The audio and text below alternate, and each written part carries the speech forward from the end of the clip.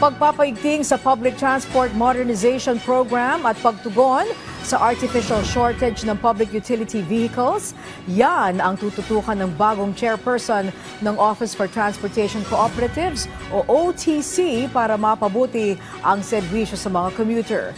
Ang mga yan sa sentro ng balita ni Bernard Ferrer. Artificial shortage ng public utility vehicles.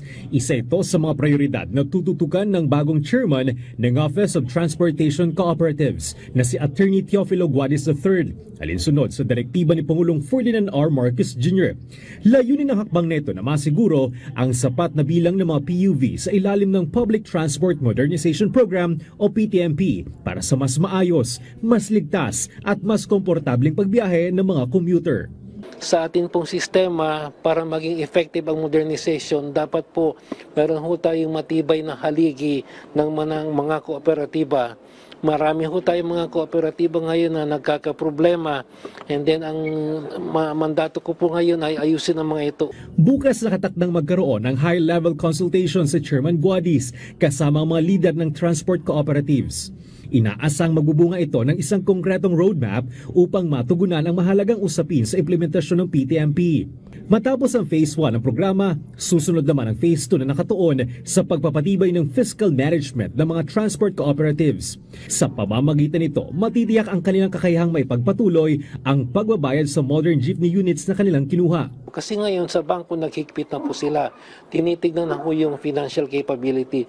Doon po tayo papasok. We will try to strengthen the financial capability of the cooperatives. Yung mga hindi na nakakabayad, i-guide po natin sila. Batay sa tala ng OTC, nasa 86% na ng mga PUV ang nakiisa sa modernization program at inaasang mas nadami pa kasunod ng pakikibahagi ng grupong Piston at Manibela. Samantala, inilatag naman ng bagong hepe ng Land Transportation Office na si Assistant Secretary Marcos Lacanlao ang kanyang 7-point agenda. Kabilang dito mahigpit na implementasyon ng zero corruption at non-appearance policy, pagpapatupad ng totoong serbisyo, wag negosyo principle, pag-alis sa mga prosesong nagdudulot ng delay, pagtanggal ng mga hindi kailangang gastusin, digitalization ng sistema ng LTO at pag-integrate sa iba pang ahensya, pagpapatupad ng walang areglo policy at pagpapalakas ng road safety measures.